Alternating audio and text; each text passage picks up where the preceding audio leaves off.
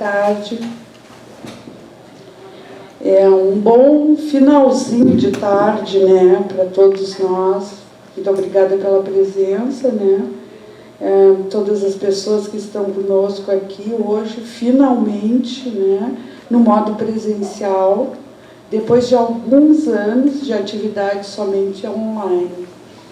Muito obrigada por estarem participando de mais uma edição desse ciclo, hoje, o 26º ciclo da Revista de Psicanálise da SPPA, Sociedade Psicanalítica de Porto Alegre, uma parceria entre a SPPA e a Câmara Rio-Grandense do Livro, que já dura, então, 26 anos, hoje em sua 69ª edição da Feira do Livro de Porto Alegre. Nesse ano de 23, eu e a equipe editorial da revista pensamos no quanto poderia ser interessante conversarmos sobre a produção literária atual através de autonarrativas e suas interfaces, se é que existem, com as autonarrativas expressas no trabalho psicanalítico. Para essa conversa, convidamos o nosso querido escritor Vitor Bertini, um engenheiro eletricista, que depois de algum tempo começou a trabalhar com inovação e criatividade e atualmente desenvolve storytelling.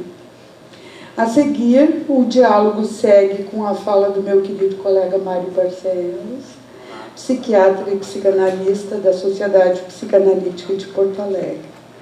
A harmonia nesse nosso encontro acontece pela sintonia entre voz e violão, tendo a Denise Laude, também uma colega psicanalista, na voz, e o André Eli no violão. Um músico recém-retornado dos Estados Unidos, apresentações no exterior. Antes de passar a palavra, então, para o Bertini, eu agradeço a presença, né, desses queridos convidados. Agradeço ao grupo que planejou e organizou essa atividade comigo. A Ellen Epifânio, a Júlia Goy e a Regina Sordi, além de todo o conselho editorial da revista e a nossa editora-chefe, a Ana Pandolfo. Meu agradecimento especial à equipe da Câmara Rio-Grandense do Livro, representada pela Sandra Laporta, e a todo o pessoal que trabalha nos bastidores, especialmente o Lucas, o Grayson e a Débora Agnes. Muito obrigada por todo o apoio e companheirismo. Vamos, então, dar o nosso espaço, inicialmente, para a voz da Denise e o violão, o André Eli. Com vocês, o espaço.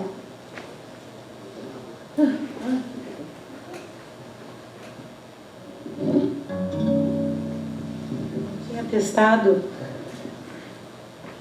Vamos ver o tom?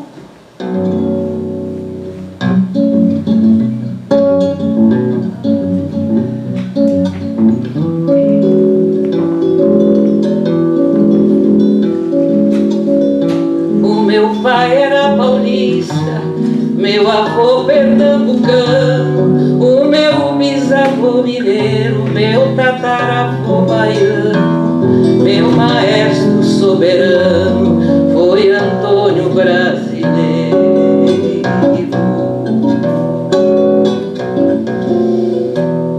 Foi Antônio Brasileiro quem soprou essa toada que cumpri de redondilhas pra seguir minha jornada e com a vista enevoada ver o inferno e maravilha. Nessas tortuosas trilhas a viola me redime, creia ilustre cavalheiro, contra a fé, o moléstia, crime, use Dorival Caymmi, vale Jackson do Pandeiro.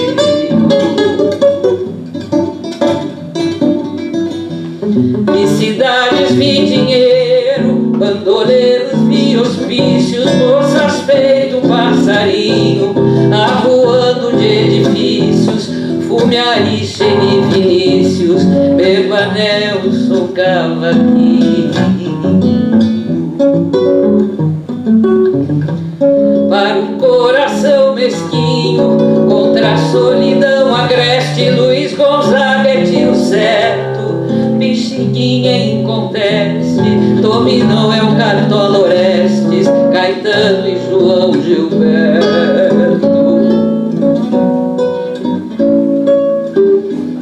Viva Erasmo bem Roberto, Gil Hermeto, palmas para todos os instrumentistas, salve Edu Bitucanara, Gal, Betânia, Rita Clara, Evoé, jovem sabista.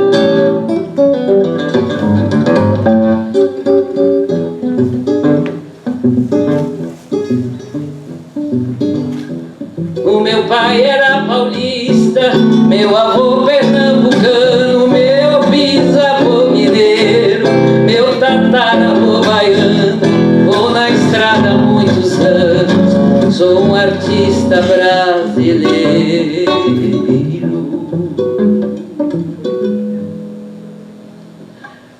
Para todos, Chico Buarque.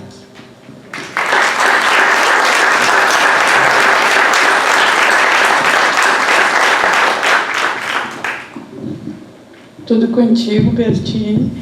Uma coisa que eu não falei, né? É uma atividade que a proposta é uma conversa. Então, a todo momento que surgirem associações, né, que possam ser integradas, né, com o que está sendo proposto aqui. Fica aberto para todas as associações e pensamentos que surgirem. Tudo contigo, Bertini. Bom, boa tarde. Eu estava me preparando para vir para cá, saindo do banho, olhei para minha esposa e disse assim: nem nos teus sonhos mais loucos tu imaginaste que eu fosse palestrar para a Sociedade Psicanalítica de Porto Alegre. Ela olhou para mim e disse: meu amor, nos meus sonhos mais loucos você não está presente. Dito isso, eu queria fazer duas observações que eu imagino, no mínimo como uma indulgência pessoal, que possam servir de balizamento para as coisas que eu venho a dizer.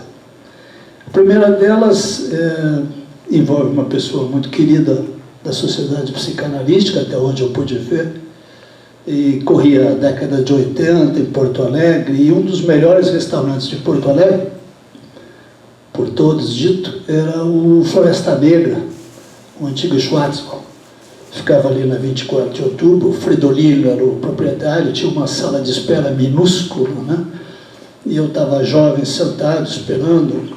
Chegou o senador Brossard, parou de pé, esperando a sua mesa, levantou uma das pessoas que estava esperando, bateu na barriga dele e disse: e aí, senador, alguma novidade?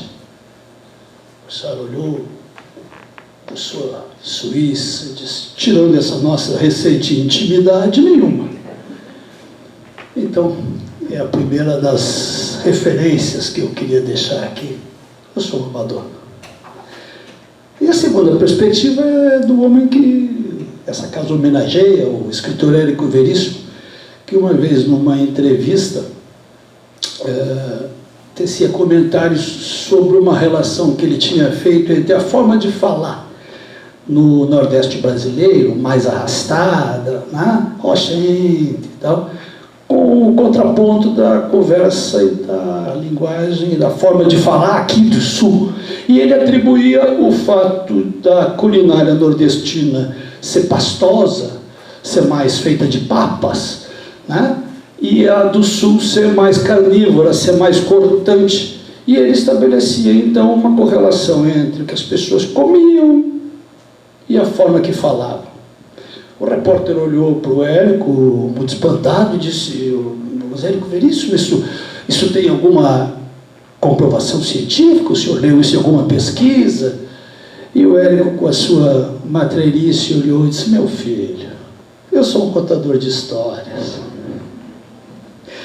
Então, sobre essas duas perspectivas da nossa falta de intimidade, ou pelo menos a minha intimidade com os haveres psicanalíticos, e com o fato restrito de que eu estou aqui porque eu conto histórias, que eu queria que a gente conversasse um pouco.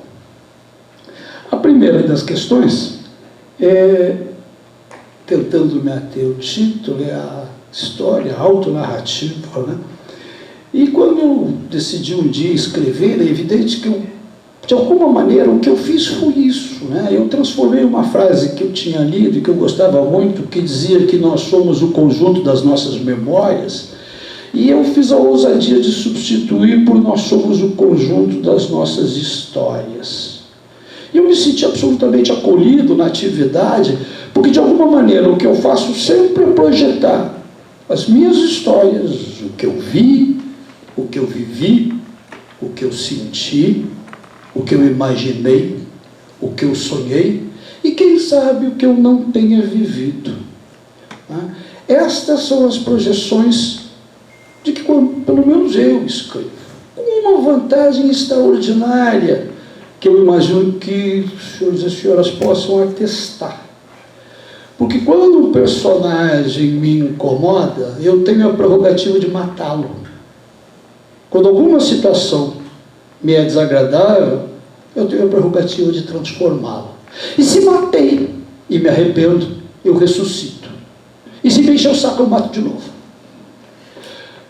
Uma das poucas coisas que acontecem para desmistificar essa onipotência do escritor é a perspectiva de que e era uma das minhas dúvidas quando eu me dediquei primeiro a escrever, uma coisa é escrever de vez em quando, outra coisa é se obrigar, como ofício, a todos os dias sentar e escrever. E para destruir a onipotência acontece com alguma frequência de eu comparecer para trabalhar e os personagens não. Eu fico, persevero e às vezes eles não aparecem.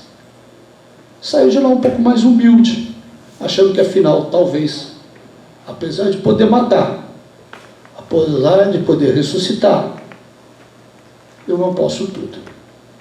Mas de alguma maneira a literatura me parece que é isso, é sempre de alguma maneira uma projeção de alguma coisa que o autor narra porque viu, porque sentiu, porque alguém contou, porque ele ouviu. E nessa de ouvir, eu quero dizer que reside uma coisa maravilhosa do processo de escrever, que é paradoxalmente ouvir, né? Quando comecei a escrever, eu tinha uma frase que eu gostava, que dizia assim: escrever é bom. Eu ampliei ela: escrever é bom, ser lido é melhor. Passado um tempo, eu posso dizer para vocês que hoje, no estágio que eu estou, escrever é bom, ser lido é melhor, receber feedback é fascinante. Eu vou contar para vocês uma experiência real. Aquela da esposa é mentira, tá? É só uma história. Mas essa é real. Eu escrevi uma história da dona Cilda, né? Cujo nome era Aracilda. Diga-se de passagem, o nome de uma tia-avó minha, que tinha o hábito de insinuar, através de pedidos de presentes, o que ela imaginava devia ser transmitido para os seus filhos adultos. Quando ela achava que estava um pouco gordo, ela pediu uma esteira e assim sucessivamente. E os filhos já sabiam, já interpretavam os pedidos de presentes da mãe como recados a si próprios. Um rapaz está saindo de casa e a mãe disse para ele: meu filho, eu queria que tu me comprasse uns livros. Cuja interpretação foi: mamãe acha que eu estou lendo pouco. Pois não, mamãe, que livros o quê? Eles: eu não sei, quem sabe literatura alemã? Ele sai, ok. Chega na livraria, pergunta para a moça da recepção onde é que ficava a seção de literatura alemã, e ele diz: siga aquela moça, ela acaba de me perguntar onde é, se o senhor for atrás dela, vai chegar na seção de literatura alemã. O rapaz foi, junto com a moça na literatura alemã terminaram trocando algumas conversas, ele perguntou algumas sugestões dela, passaram por Goethe, ele comprou os livros, trocou algumas informações, tomaram um café na cafeteria da livraria e marcaram um jantar. No dia do jantar, a moça perguntou para ele: tudo bem, sua mãe gostou dos livros? Diz ele: a mamãe adorou. Diz ela: eu sabia que Dona Cilda ia gostar. Como Dona Cilda? Dona Cilda é um apelido da minha mãe, não sabe. E o cidadão achou que a mãe dele tinha ido longe demais, dessa vez não só indicando, através de pedidos, o que ela achava que ele devia fazer, como aparentemente induzindo ele a uma relação com uma moça. Ele ficou um pouco chateado, abatido, seguiu a conversa sobre literatura alemã, porque afinal era a primeira ligação entre eles, foi. E lá pelas tantas ela disse: você é fogo. Ele disse: eu sou paixão. Meu ioiô, meu iaiá. Eles terminaram responsivamente falando da música do Vando, pediram um segundo vinho, a conversa melhorou um pouco. Quando ele se sentiu à vontade, dizer: tem uma coisa que eu estou chateado, eu preciso te dizer. Você e mamãe passaram no limite. E deu a sua interpretação. Ela ficou vermelha e disse: meu Deus, me desculpe, eu simplesmente li a sua dedicatória quando você foi no banheiro. Não tenho a menor ideia quem seja sua mãe, mas eu vi a dedicatória a Dona Cilda. A história termina com os dois no apartamento dela, tomando uma terceira garrafa de vinho e cantando Vando a noite inteira. Eu não tenho um número de leitores extraordinário, eu quase conheço meus leitores pessoalmente. Eu publico todas as sextas-feiras uma história e recebi 3 e-mails de pessoas aqui de Porto Alegre, ilustradas, cultas, cada uma com um feedback. E na mesma história, que é uma short story, uma história curta, um disse assim: ter mãe que participa na vida da gente é uma bênção. O segundo e-mail dizia: quando a mãe se mete na vida da gente, a vida da gente perde o rumo. E o terceiro me perguntava: e aí, Bertini, ele comeu? Portanto, ouvir faz parte da montagem da narrativa, na minha perspectiva. Se eu escrevo, eu quero dizer que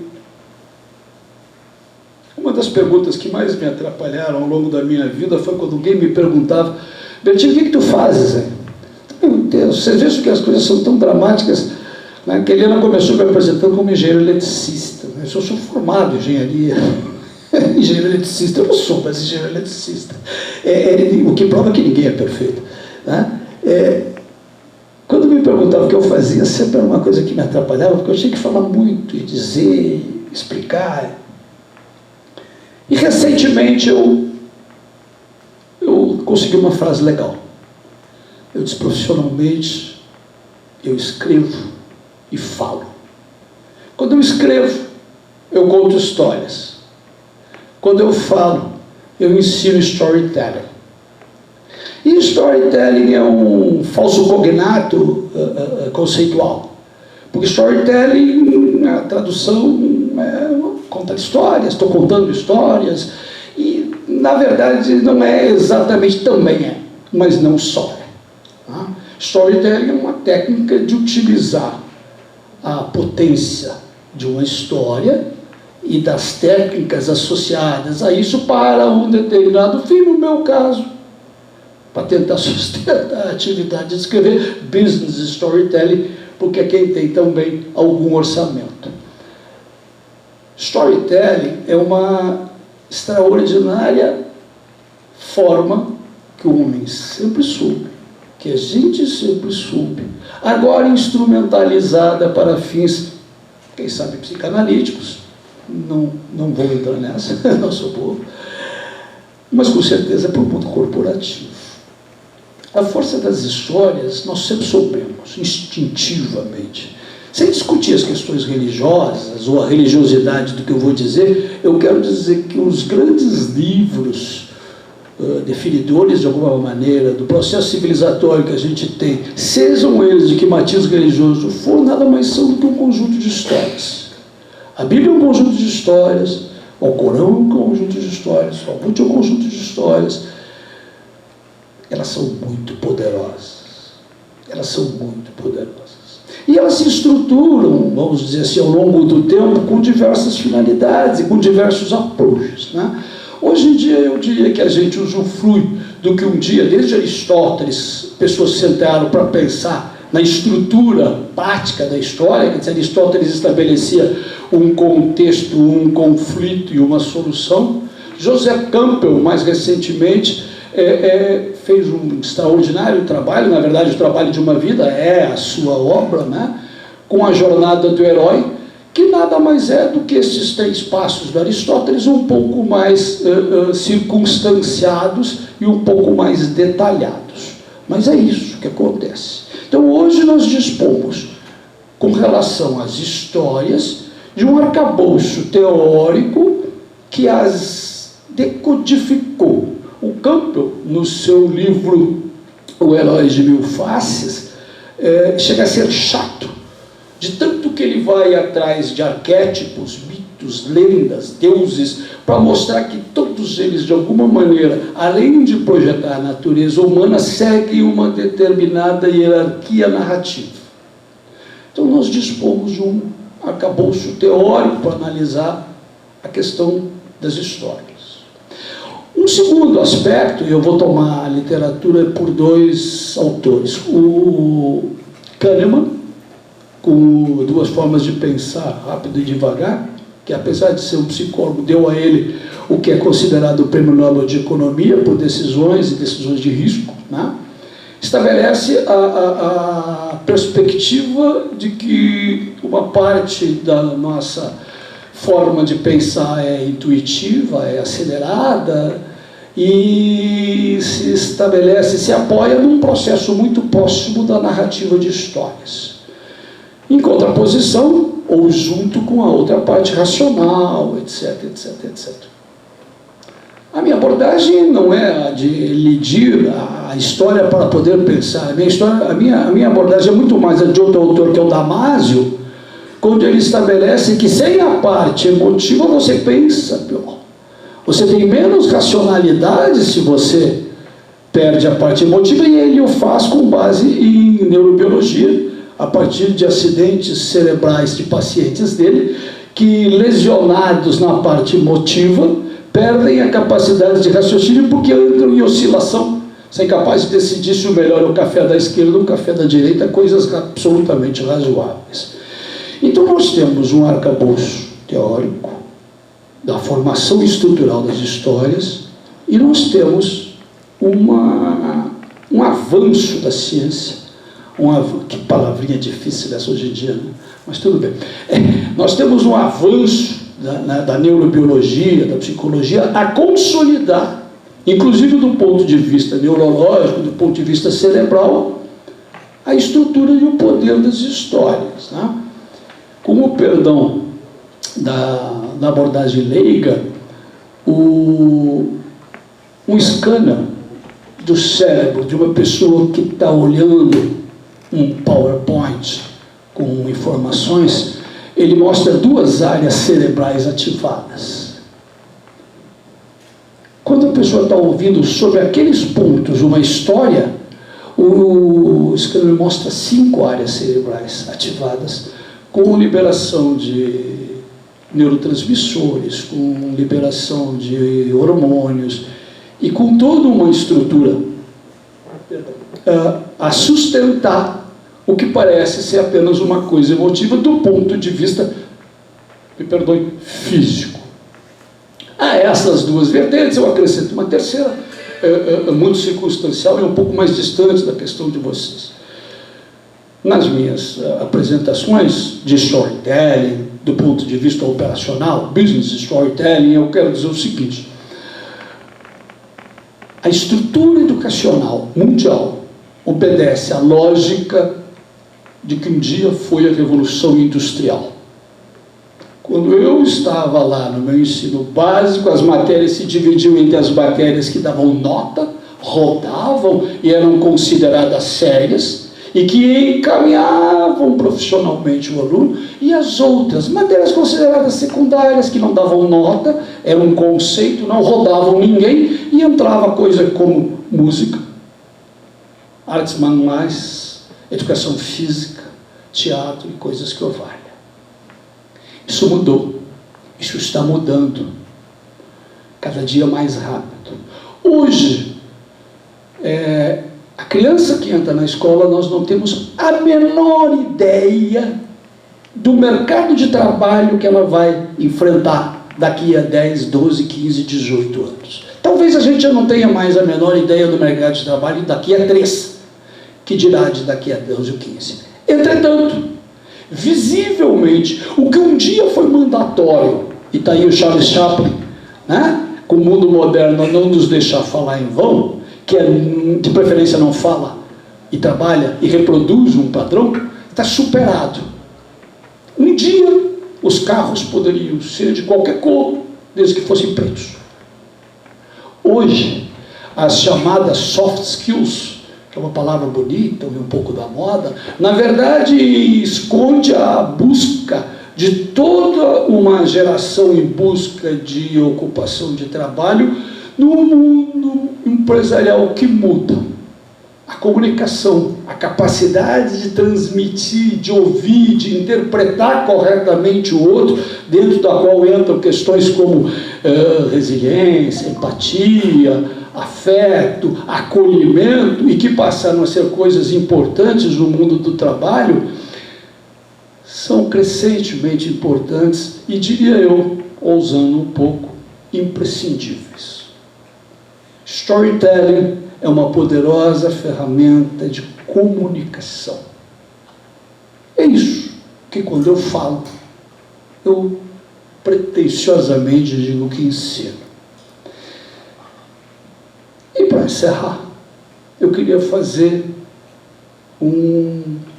contar uma outra história, verídica, que talvez junte um pouco disso tudo.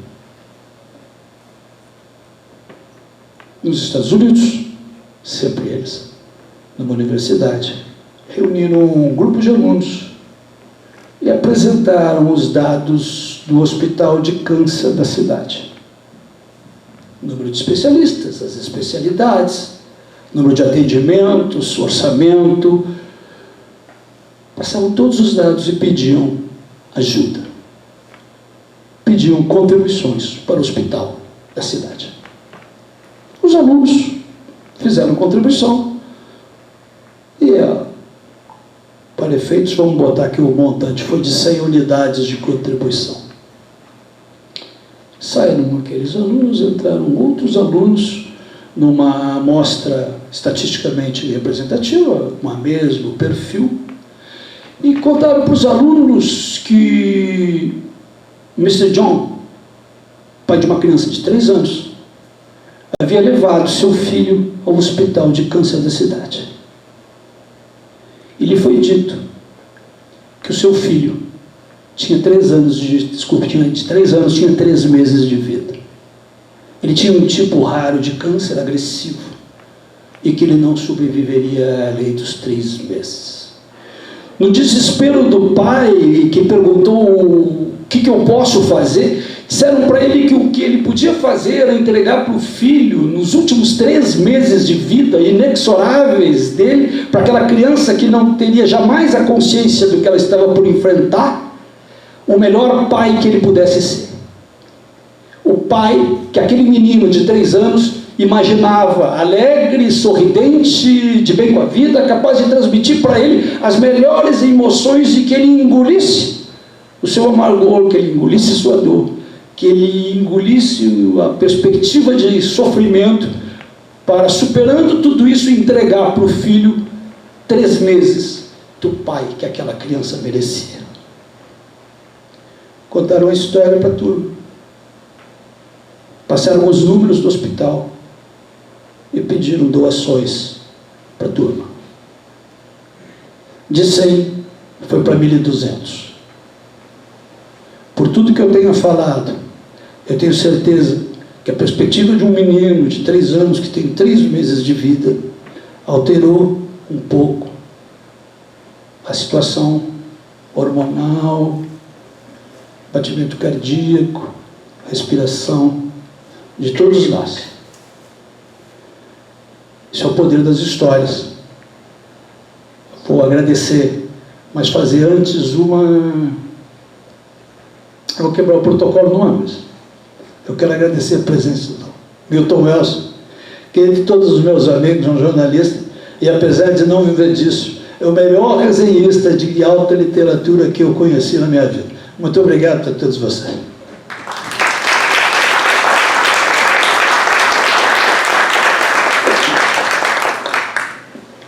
Obrigada, Bertini, contador de histórias. Agora, mais uma canjinha musical.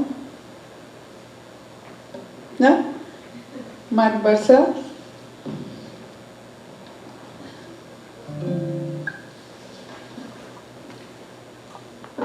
Depois dessa história triste.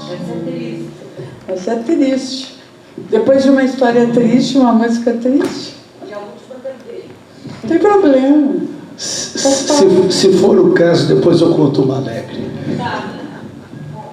Tá bom.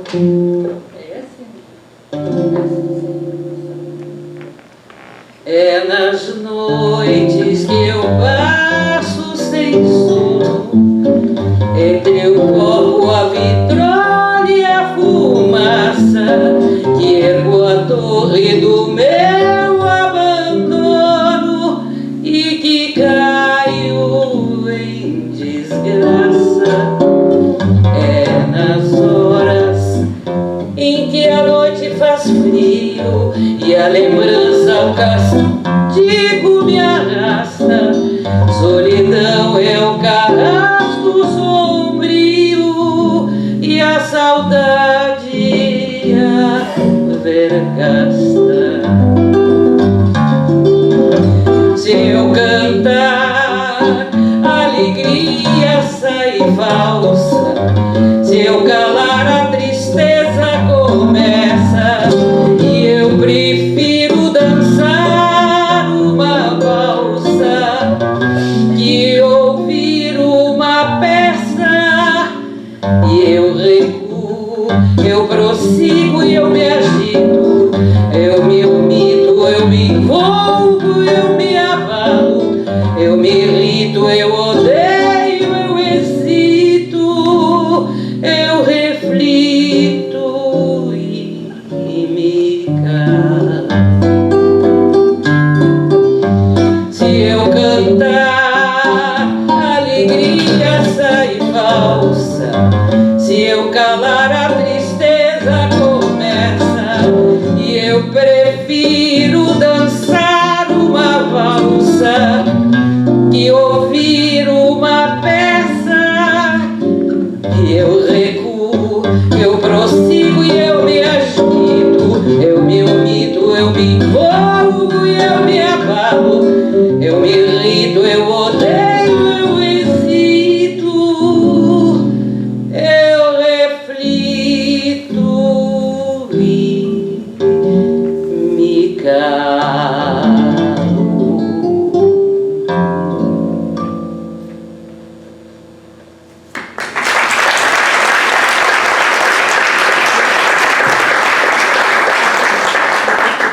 Muito bom, parabéns, Denise.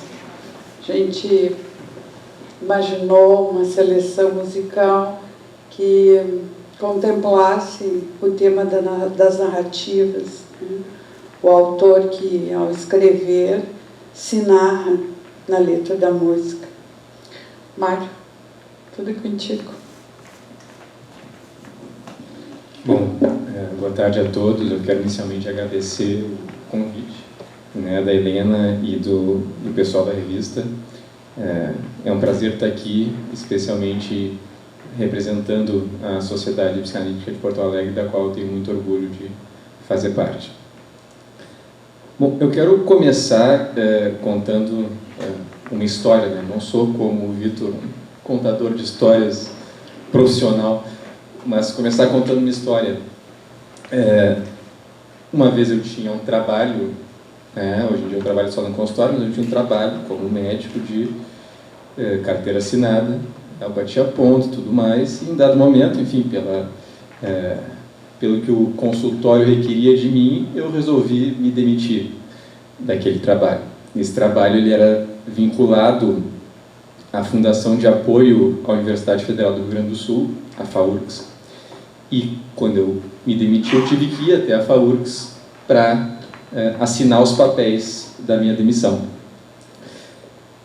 Fui até o campus do Vale, lá da URGS, onde fica a FAURGS, e aí eu cheguei, assinei os papéis, e aí a funcionária me disse: espera um pouquinho, que tem alguém aqui que quer te ver.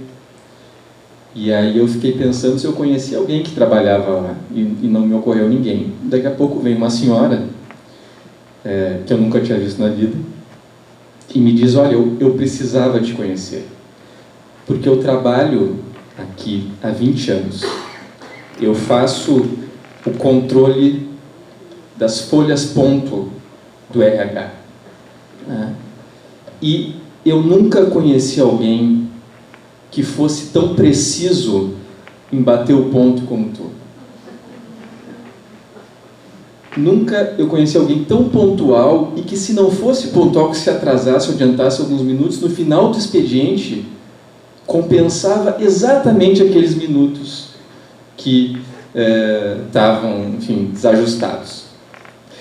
Então ela quis me conhecer por causa disso, ficou inclusive triste porque eu não ia mais estar participando da vida profissional dela. O que eu quero dizer com essa história? Primeiro que vocês veem que eu sou assim, um cumpridor, mas talvez eu saia um pouquinho da minha tarefa aqui, talvez não, mas eu não vou me dedicar de forma tão central à psicanálise, ou pelo menos de forma tão direta. Eu acho que indiretamente bastante, mas talvez não tão diretamente. E o segundo motivo pelo qual eu conto essa história aqui é justamente ilustrar uma das funções primordiais da autonarrativa. Porque no momento em que eu conto essa história para vocês, de alguma maneira, algum conceito a meu respeito começa a ser rascunhado dentro de vocês. Para quem não me conhece ou não me conhece muito. Vocês percebem que eu tinha um trabalho de carteira assinada, no qual eu tinha que bater ponto.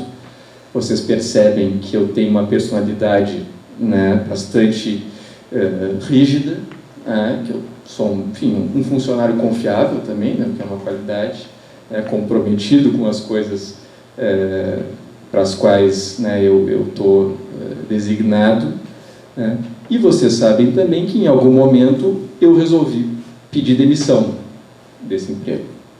Então, são várias informações a meu respeito que nessa pequena história já ficam presentes.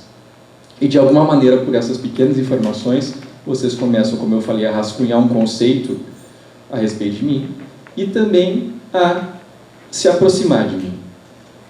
Pode ter interesse, desinteresse, curiosidade, pode ter identificação, pode ter desidentificação, tudo isso a partir dessa história. Então, uma autonarrativa tem essa função primária de aproximar e comunicar. Se a gente fala de comunicação, eu acho impossível, estando especialmente na Feira do Livro, não falar de literatura. E quando eu estava pensando no que falar aqui, me ocorreu um livro que eu tinha lido há pouco, que é o último livro publicado no Brasil da Annie Ernaux, que é uma francesa que ganhou o Prêmio Nobel de 2022 de Literatura. E que é uma francesa que ela se dedica basicamente a uma literatura autonarrativa. Ela fala sobre a vida dela. Esse livro, ele foi publicado no exterior já há mais anos, mas agora que ele foi publicado no Brasil se chama A Outra Filha. É um livro no qual ela narra a experiência dela de ter descoberto, quando ela tinha 10 anos de idade, que ela tinha tido uma irmã que morreu antes que ela nascesse. Então os pais tiveram uma primeira filha, essa filha morreu, e por ela ter morrido, os pais decidiram ter ela como uma uma filha única em substituição à primeira. Ela descobriu porque ela estava brincando com uma amiguinha e a mãe estava por perto conversando com a mãe dessa amiguinha e de repente ela ouviu a mãe dizendo isso para essa mãe dessa amiguinha. Ela nunca, ao longo da vida dela, né, hoje em dia ela tem um pouco mais de 80 anos, os pais já são falecidos, ela nunca conversou com os pais a respeito disso. Nem ela falou com eles sobre ela saber, nem eles falaram com ela sobre essa irmã ter existido em algum momento. Nesse livro, A Outra Filha, ela escreveu uma espécie de carta para essa irmã que ela teve sem ter conhecido. E eu trouxe aqui um trecho desse livro, que ela diz o seguinte: antes de começar esta carta, sentia uma espécie de tranquilidade no que te dizia respeito, que desde então se aniquilou. Enquanto escrevo, é como se avançasse cada vez mais numa terra turfosa onde não há ninguém, como nos sonhos, e devesse atravessar entre cada palavra um espaço cheio de matéria indecisa. Tenho a impressão de não ter língua para falar de você, para te nomear.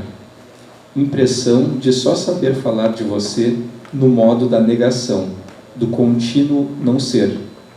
Você está fora da linguagem dos sentimentos e das emoções. Você é a antilinguagem. Essas últimas duas frases, né, você está fora da linguagem dos sentimentos e das emoções, você é a antilinguagem, são muito fortes e elas são ilustrativas dessa necessidade de poder falar aquilo que não foi falado. De, em algum momento da vida, poder falar aquilo que, no momento em que ocorreu, não havia um idioma acessível para que se falasse daquilo. Tanto é que a Annie Ernaux escreveu esse livro quando ela tinha 70 anos de idade. 60 anos depois de ela ter sabido da existência da irmã. E, em algum momento, ela precisou escrever esse livro. Tem uma outra escritora francesa que escreve esse mesmo tipo de livro, uma escritora um pouquinho mais provocativa, chamada Christine Angot. E ela chama esse tipo de escrita dela e da Annie Ernaux de roman engé, que é romance em eu. Elas rejeitam o rótulo de autoficção, que é um rótulo bastante comum hoje em dia. E ela diz, essa Christine Angot, que o romance em eu, ele serve para construir um cenário que faça existir o real que se encontra desvitalizado. Aquilo que faz parte do que é vivo, mas não está vivo.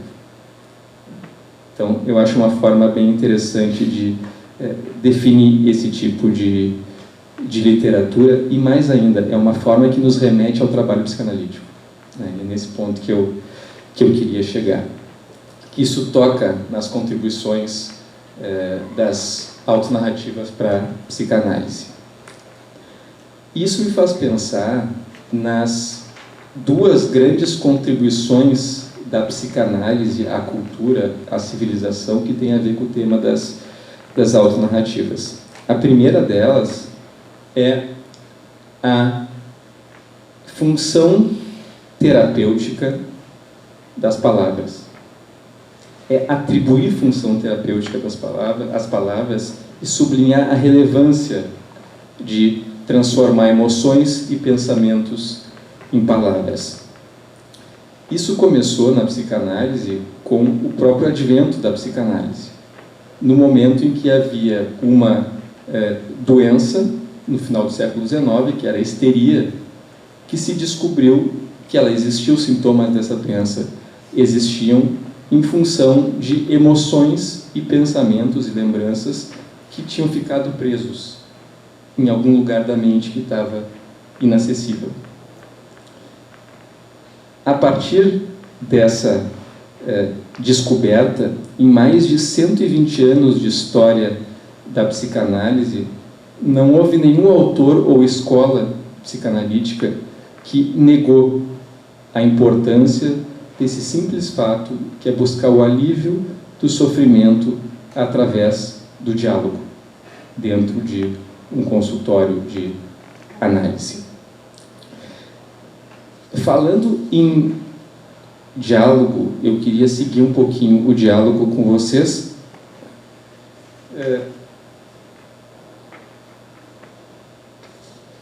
E contar uma outra história pessoal, que tem a ver com o convite aqui para participar da feira, né, que tem vários prazeres envolvidos nesse convite. Mas um deles é porque a minha memória mais antiga de vida, ela se passa aqui no centro de Porto Alegre, aqui pertinho. Era 1989, eu tinha 4 anos de idade, e eu vim junto com os meus pais e o meu irmão a um comício de uma campanha política da eleição presidencial de 1989. Até os 5 anos, né, nossa memória ela é enevoada, né? Então, o que eu lembro é muito entrecortado. Então, eu tenho a lembrança assim de um locutor em cima de um palanque que falava coisas assim como ele está vindo, o avião pousou, o Lula já vai chegar. E eu, naquele momento, o que eu sentia era impaciência porque aquele homem nunca chegava. Mas assim, se fosse só impaciência que eu tivesse sentido naquele momento, essa memória nunca teria ficado registrada dentro de mim. Essa memória ficou registrada porque havia ali um componente afetivo extremamente forte. Havia ali a sensação de estar participando de 2 famílias. A minha família, para quem a vivência política, a discussão, a participação sempre foi algo muito importante. E uma família que incluía todas as pessoas que estavam ali juntas e que era evidente que tinham um desejo em comum. E isso fez com que essa memória ficasse marcada, e é isso que marca as memórias na gente. É a intensidade afetiva que elas têm. Essa intensidade afetiva marca as memórias e nos dão algo extremamente importante para a saúde mental, que é uma sensação de coerência na nossa vida. A gente começa, a partir das nossas memórias, a entender a nossa caminhada e se ver como figuras razoavelmente coerentes através da nossa estrada. Se a gente não sente essa coerência, a gente entra num sofrimento muito importante, e muitas vezes os pacientes, inclusive, nos procuram porque eles já não estão entendendo mais como é que a estrada deles chegou naquele momento em que ela chegou. Essa sensação de coerência, ela é uma proteção contra um sentimento terrível, que é o desamparo do acaso. Se a gente pensa na vida como um acaso, é desesperador, qualquer coisa pode acontecer, e a gente não sai de casa. Pode acontecer, inclusive, qualquer coisa de muito ruim, uma tragédia. Mas se a gente pensa que existe uma coerência, que as coisas têm algum nível de previsibilidade, a gente consegue tolerar o desamparo sentido pela existência do acaso. Então, o que nos protege desse terrível desamparo do acaso é essa sensação de coerência, e é também uma coisa que o Freud vai dizer em 1927, no texto dele, que é O Futuro de uma Ilusão, em que ele fala sobre, basicamente, a relação entre religiosidade e ciência, em que ele diz que a gente, em função de uma sensação muito precoce, logo que a gente chega no mundo de desamparo e de fragilidade, a gente procura uma proteção pelo amor. Uma proteção pelo amor das pessoas que são próximas. Depois ele vai dizer, que a gente vai crescendo e vai se dando conta que essa proteção é falha, a gente vai buscando, pais cada vez mais poderosos, inclusive um pai onipotente, em última instância, que seria representado pelas crenças religiosas.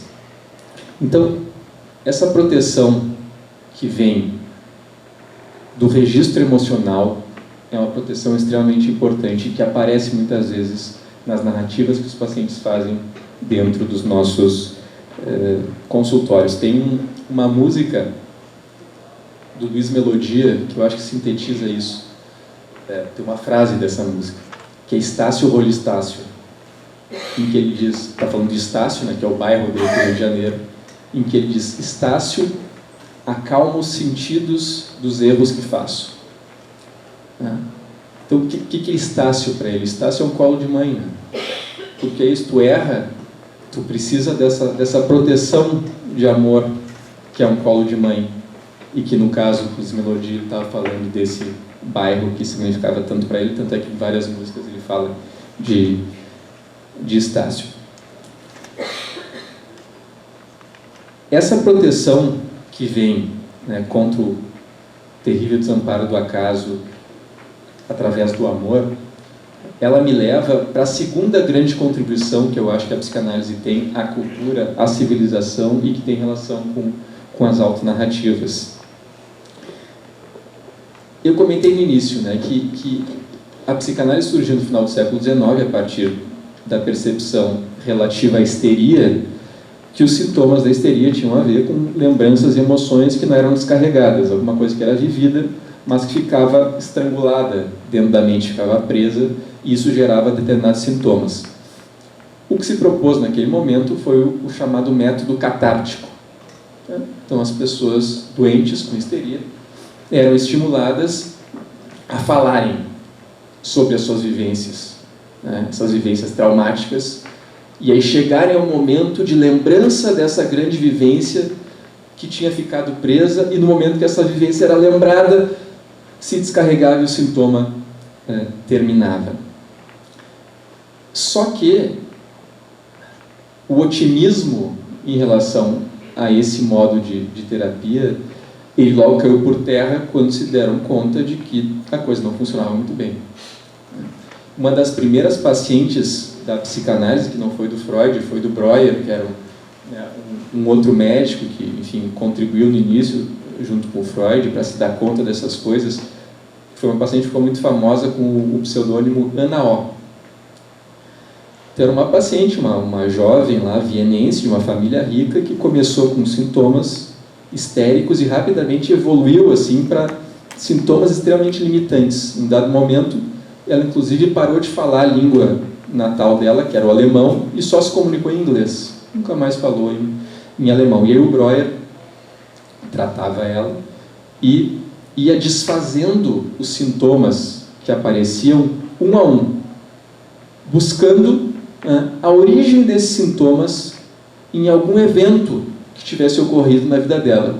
E ele dizia que um a um esses sintomas eram debelados, eles desapareciam quando se fazia a relação entre a origem, o fato, a emoção, a lembrança e o sintoma.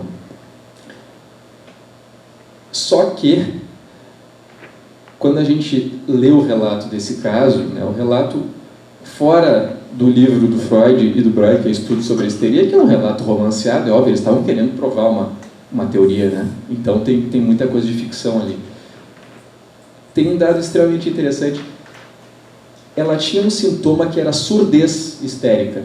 Ela ficava surda e não escutava nada. Está descrito que o Breuer teve que 303 vezes desfazer esse sintoma da surdez histérica. Então, o que foi visto? A paciente falava, o sintoma desaparecia, mas o sintoma voltava. Podia voltar o mesmo sintoma. Podia voltar outro sintoma em uma outra parte do corpo. Podia ser alguma outra funcionalidade que ficava comprometida. Então, a coisa não funcionava tão bem assim. A catarse se viu que era um recurso não inútil, mas de resultado bastante limitado. E aí, o que a psicanálise, desde então, se deu conta como um elemento terapêutico central. É aquilo que eu estava falando quando eu comentei da história da minha vivência nesse comício aí de 1989. É a intensidade e a relevância da experiência emocional que é compartilhada. Experiência emocional que é compartilhada entre paciente e terapeuta ou analista. E qual é a especificidade da psicanálise em relação a isso? A gente pode dizer que experiências emocionais compartilhadas acontecem, né, em grupos de amigos, enfim, vendo um filme, de várias maneiras.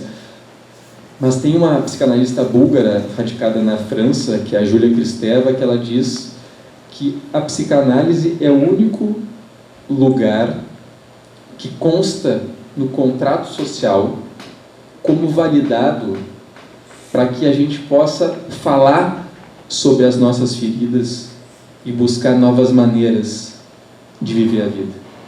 Então a psicanálise tem um papel fundamental para estabelecer essa nova vivência de uma experiência emocional compartilhada e trazer, a partir daí, uma melhora dos sintomas, uma vida melhor para as pessoas que nos procuram, que afinal é isso que elas querem. Agora, eu chego no final, e para não desapontar aquela senhora da FAURGS, né, que era fã da minha obsessividade, eu vou falar de psicanálise, vou falar de clínica.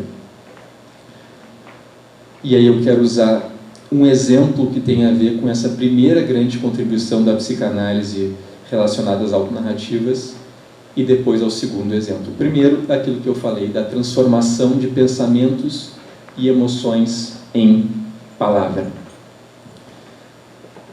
Uma paciente, uma história de muitos anos de terapia e análise, né, tinha um horário marcado comigo no dia que era o primeiro dia que eu voltava a trabalhar depois do meu primeiro filho ter nascido.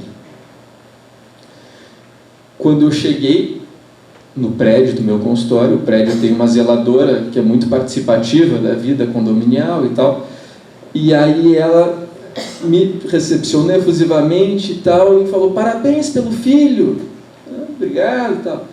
Aí eu subi para a minha sala, fica no segundo andar, a paciente estava sentada na escada, né? E eu percebi que ela teria ouvido o parabéns pelo filho. Ela entrou, deitou no divã e disse: então, tu teve um filho. E aí ela começou. Então, ter filho é muito legal, né? Uma experiência incrível. Mas tu teve um filho de escorpião. Quem é de escorpião, não sei se vocês sabem, né? Dizem isso, né? Quem é de escorpião é terrível. Mas ter filho é ótimo, tal, tu vai ver, acho que vai ser um excelente pai, inclusive, mas tu vai ver também que agora tudo vai parar de girar ao redor de ti. Tudo gira ao redor da criança. Tu vai perceber. E essa é uma paciente, né, que ela tem uma história de uma sensação recorrente de abandono, que remete à infância dela e que se repetiu quando ela própria foi mãe. Ela se sentiu assim, descentrada, né? O mundo não está mais girando ao meu redor e eu estou sozinha. E aí ela ficava nessa ambivalência e tal, aí ela disse que eu seria um bom pai porque ela achava que eu não ia abandonar o meu filho nunca. E aí eu falei: eu acho que tu espera também que eu não te abandone. Que essa era a fantasia dela, né? Que eu não tivesse espaço para ela. E aí ela me conta uma história que tinha acontecido na semana anterior. Ela tinha ido supervisionar uma prova de faculdade, alguma coisa assim, e as pessoas que estavam fazendo essa prova tinham que chegar com a sua própria caneta para fazer a prova. 2 das pessoas chegaram sem canetas. Só que tinha uma pessoa que tinha levado canetas de sobra. e emprestou canetas para essas duas pessoas. A minha visão, essas duas pessoas eram ela e o meu filho. O meu filho como um bebê incapaz de falar, e ela, embora adulta, com uma dificuldade muito grande de falar dessas vivências traumáticas que existiam para ela. Então, ela ficou nessa oscilação entre o medo do abandono e a esperança da presença. Chegou no final da sessão, ela começou a ficar muito curiosa em relação ao nome do meu filho. E, curiosamente, quando eu perguntei para ela que nome ela achava que ele teria, o primeiro nome que ela disse foi o nome certo. Ela falou João. Falou uma lista de nomes, mas o primeiro era João. E aí eu falei que ela estava certa, que o nome do meu filho era João. E perguntei o que ela sentia sabendo disso. Ela falou que ela sentia muito bem, que ela sentia que existia um entendimento entre a gente, que a gente se conhecia. E ela falou uma coisa que eu até vou ler ipsis literis, que eu acho muito bonito. Ela disse: tudo começa com um nome. Quando tu nomeia algo, aquilo passa a existir. No momento em que eu sei que tu tem um filho chamado João, tu não tem mais um filho. Tu tem um filho que é o João. Isso tem a ver com existir a partir do nomear. É parecido com o que eu faço aqui. Quando eu relato, quando eu coloco em palavras, a coisa passa a existir. Então eu acho que isso mostra a importância dessa possibilidade de transformação em palavra para fazer as coisas existirem. A Annie Ernaux, essa que eu falei do livro da outra filha, ela usa exatamente essa frase numa entrevista que ela deu para New Yorker no ano passado, logo depois de ela ganhar o Nobel. Ela diz: eu escrevo não para registrar o que aconteceu, mas para fazer as coisas existirem. Exatamente essa frase que a minha paciente falou. E a segunda e última experiência clínica que eu queria falar para vocês tem a ver com o segundo aspecto, que é da experiência emocional compartilhada. Uma paciente chega, faz alguns meses, e me conta que ela estava numa festa, uma festa meio de gala, assim, em que estavam também familiares dela, os pais, a irmã e tal. E que em dado momento dessa festa, ela estava animada, tinha dança e tal, ela tirou o sapato e colocou umas havaianas, que nem as mulheres fazem, até distribuem havaianas nas festas e tal, para dançar com conforto. E aí o pai dela olhou para ela e disse: mas tu é uma chinelona mesmo? Onde foi que eu errei? E aí ela me falou isso, e aí eu fiquei olhando para ela um pouco, assim, pensando o que eu ia fazer. Claro, tem a sedução de entrar numa dissociação e dizer que esse pai é um horror e tal, ou falar alguma coisa mais ou menos banal, que seria assim, de como foi duro para ela ouvir isso e tal, mas eu achei que isso não teria nenhum efeito. E aí eu falei para ela, porque me ocorreu, eu lembrei de uma poesia agora. E a poesia é a seguinte, que é de um poeta carioca que tem o codinome Chacal. A poesia diz o seguinte: vai ter uma festa que eu vou dançar até o sapato pedir para parar. Aí eu paro, tiro o sapato e danço o resto da vida. Então, eu não falei nada assim que fez uma grande interpretação, não descobri um elemento inconsciente que estava reprimido e tal, mas eu estabeleci assim, sem qualquer previsão, uma nova experiência emocional que pode, quem sabe, corrigir um pouco a dor, o sofrimento que foi ela viver aquela situação com o pai dela. E aí eu acho que eu, pelo menos, tentei fazer uma coisa que é importante em psicanálise, que é transformar pulsão de morte em pulsão de vida, ruptura em ligação, agressão em poesia. Eu acho que essa é a beleza do nosso trabalho. É isso. Obrigado.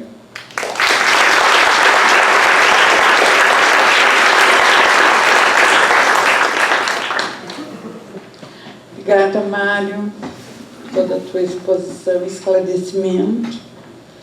E eu acho que agora fica aberto para a gente poder conversar, se alguém tem algo para colocar, se ficou alguma coisa, para a gente poder... Pode? Eu só não queria roubar a prioridade de alguém da plateia que quisesse falar assim. Senão eu gostaria de comentar dois aspectos da apresentação do Mário. Estou com a prerrogativa? Bom, se eu estou com a prerrogativa, eu queria começar contando uma história. A história é que eu tinha uma colega, do tempo que eu estudava, do 2º grau, e naquele tempo existiam provas orais, né? Chamava-se... Você tinha que tirar o ponto, sorteava o ponto de uma cumbuca e falava sobre aquilo. E eu tinha uma colega que só sabia, na aula de biologia, a matéria dos protozoários, né? E ela fez o sorteio, e o sorteio determinou que ela falasse sobre os mamíferos. Aí ela não se fez de rogada e disse que os mamíferos eram grandes animais, normalmente, e que mamavam. Muitas vezes esses animais ficavam doentes, e muitas vezes as doenças eram causadas pelos protozoários. Já os protozoários se subdividiam da seguinte maneira. Então, com a prerrogativa de dizer que eu só falo de histórias, eu queria trocar duas coisas com o Mário sobre essa perspectiva dos protozoários, né? A primeira delas é quando o Mário estabelece a questão do diálogo como um aspecto importante dentro dos conceitos que ele estipulou.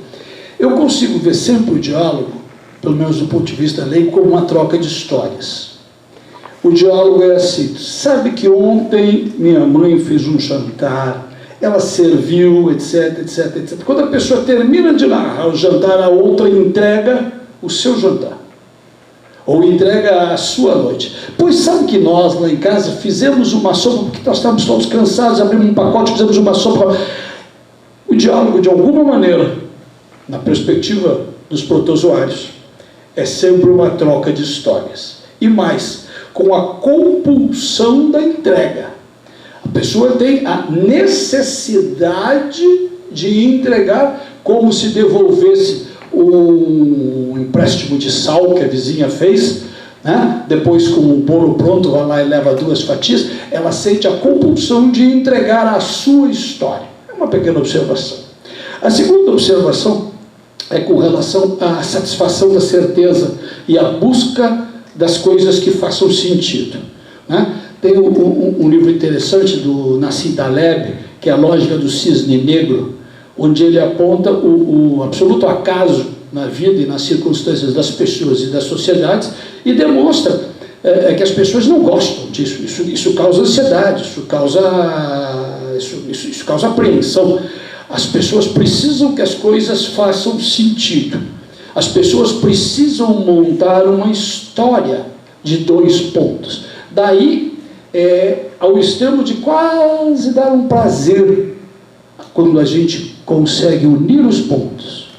Quase é o prazer da fofoca. Quase é o prazer da teoria conspiratória.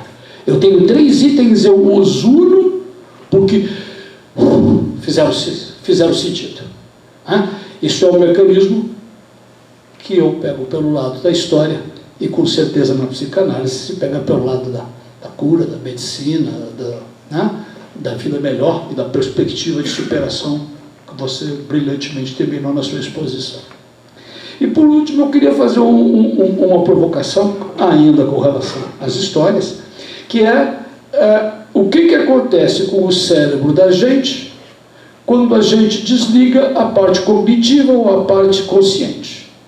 Quando a gente dorme. Quando a gente dorme e eventualmente a gente sonha.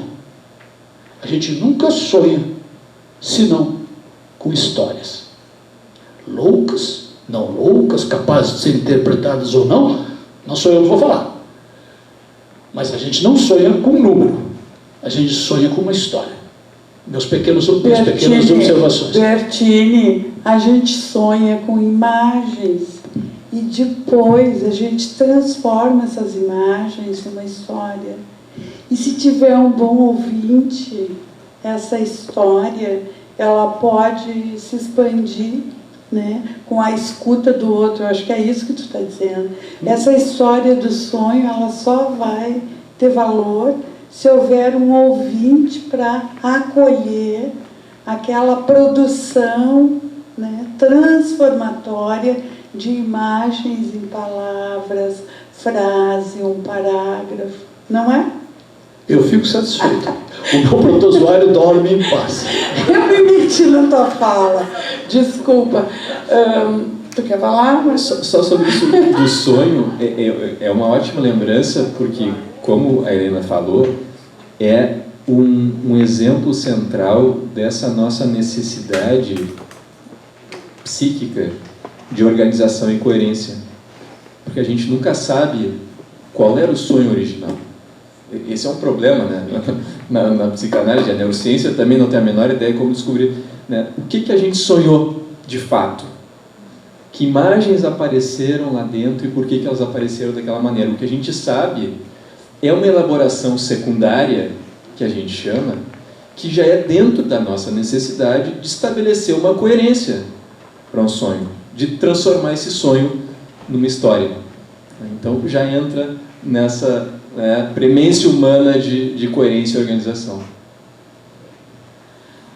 Já recebeu o aviso que a gente tem poucos minutos. E música, vamos encerrar com música então. Tá bem? Pois é, algum comentário? Fala, Ellen. Em primeiro lugar, parabenizar a mesa, né, e dizer que numa tarde chuvosa, assim, eu acho que o que nos une aqui é o gosto por histórias.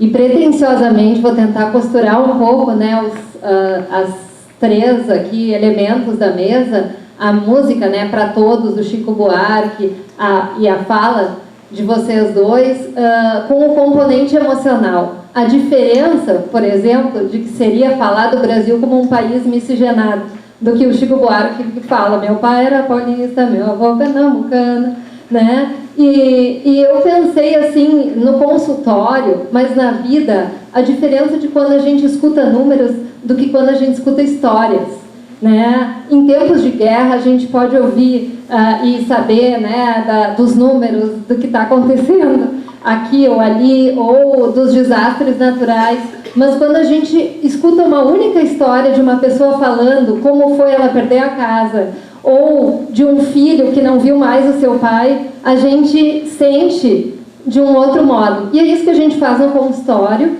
e é isso que eu acho que a gente está procurando aqui de um outro modo, através da literatura, né, costurar aqui, que é a busca de histórias que deem sentido para situações, muitas vezes, desastrosas, que as pessoas vivem individualmente ou nós como sociedade.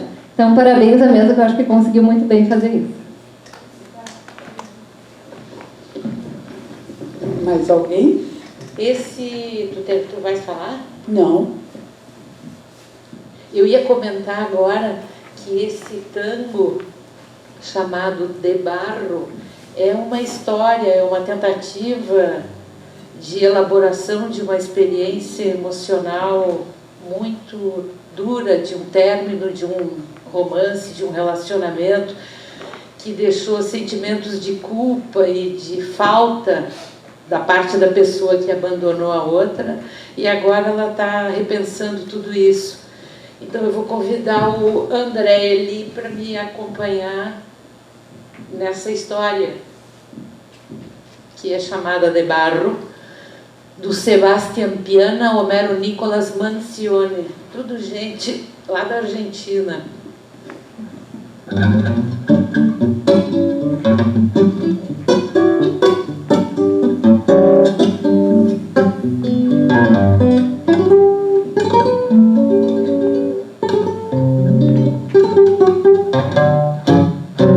Estoy mirando mi vida charquito y pasan mientras medito las horas perdidas, los sueños marchitos, y están tus ojos queridos en el espejo de barro, fantasma de mi cigarro, reproche y olvido, condena y perdón. Vuelven tus ojos lejanos con el llanto de aquel día, pensar que puse en tus manos una culpa que era mía, pensar que no te llamé y me alegré mientras tú estabas penando, pensar que no te seguí y me reí cuando te fuiste llorando, y hoy que no vale mi vida y este pucho de cigarro, recién sé que son de barro el desprecio y el rencor. Así midiendo tu pena, noches y noches consumo, buscando ver en el humo del pucho que fumo tu imagen serena, y al encontrarte perdida entre cigarro y cigarro, sé que todo fue de barro mi vida, de barro mi amor. Vuelven tus ojos lejanos con el llanto de aquel día, pensar que puse en tus manos una culpa que era mía, pensar que no te llamé y me alegré mientras tú estabas penando, pensar que no te seguí y me reí cuando te fuiste llorando, y hoy que no vale mi vida ni este pucho de cigarro, recién sé que son de barro el desprecio y el rencor.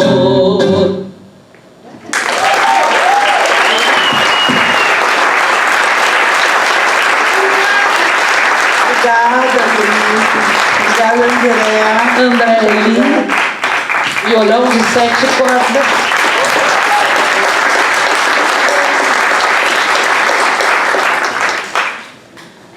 Bom, terminamos, encerramos a atividade nessa tarde chuvosa. Obrigada pela presença, obrigada pelas palavras. Estava muito bom. Obrigada. Até a próxima, próximo ano.